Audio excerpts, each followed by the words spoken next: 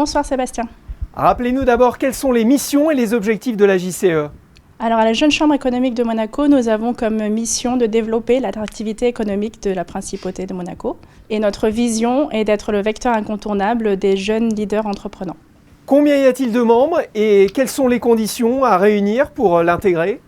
Aux dernières élections qui ont eu lieu le 17 octobre dernier, nous avions une 50aine de membres votants, une 20aine de membres candidats qui n'ont pas le droit de vote mais qui peuvent participer aux assemblées générales. Et pour devenir membre, il suffit de venir sur le site jcemonaco.mc. Tout en bas de page, vous avez la demande de devenir membre et il faut remplir un formulaire et déposer son CV et nous exposer les raisons de la demande pour devenir membre de la Jeune Chambre économique. Et il faut avoir moins de 40 ans, c'est bien ça ? Il faut avoir effectivement entre 18 et 40 ans. C'est une règle qui est universelle puisque à la Junior Chamber International, ce sont les mêmes critères qui s'appliquent. Alors vous êtes présidente de la JCE depuis le 1er janvier. Vous nous aviez d'ailleurs accordé votre toute première interview. Qu'avez-vous changé, renforcé et insufflé depuis votre élection ? Alors, comme convenu et comme promis lors des élections en octobre 2022, je voulais vraiment réinsuffler l'aspect international auprès des membres.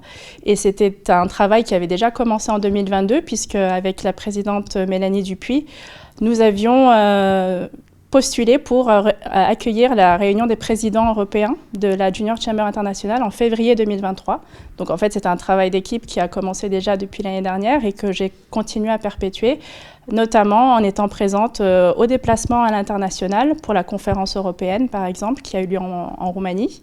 Et là, prochainement, je me déplacerai aussi avec la gagnante de notre concours de création d'entreprise de l'année dernière, Camille Lopez, qui porte le projet iPlug, et qui représentera les couleurs de Monaco au niveau mondial à Zurich, au congrès mondial du 14 novembre au 18 novembre prochain. Alors, l'un des grands événements de l'année, c'est la remise des trophées. La 5e édition se tiendra à la fin du mois. C'est bien plus qu'une cérémonie de prix. Racontez-nous comment ça va se passer. Alors, effectivement, c'est un événement qui existe à l'international et qu'on a transposé au niveau national depuis 2018. Et cette année, nous aurons la chance, encore une fois, de mettre à l'honneur non seulement les entrepreneurs qui vont participer ou qui participent en fait encore actuellement au concours de création d'entreprise, le 28e, mais aussi avec les jeunes étudiants auprès desquels nous passons une journée entourés de nos mentors, issus de notre réseau professionnel à la Jeune Chambre économique et qui ont l'opportunité, pendant une journée, de se mettre dans la peau d'un entrepreneur qui va monter son projet en principauté.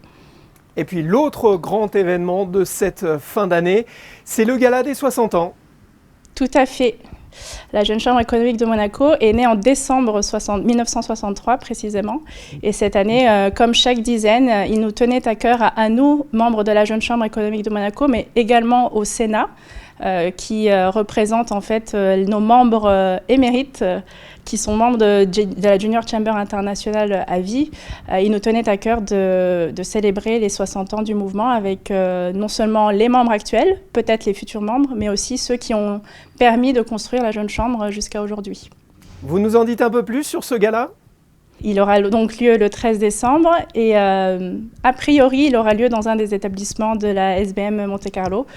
Vous en saurez plus sur les réseaux sociaux puisque c'est encore en cours de finalisation, mais il y aura de belles surprises, notamment vis-à-vis de la musique qui sera jouée en live ce jour-là. Je ne peux pas vous en dire plus. On suivra cela avec beaucoup d'attention, en tout cas sur Monaco Info. Merci. Marie-Gisèle Fringange. Et je précise que vous êtes l'invitée de Geneviève Berthy dans Monaco Info Podcast, à écouter sur toutes les plateformes.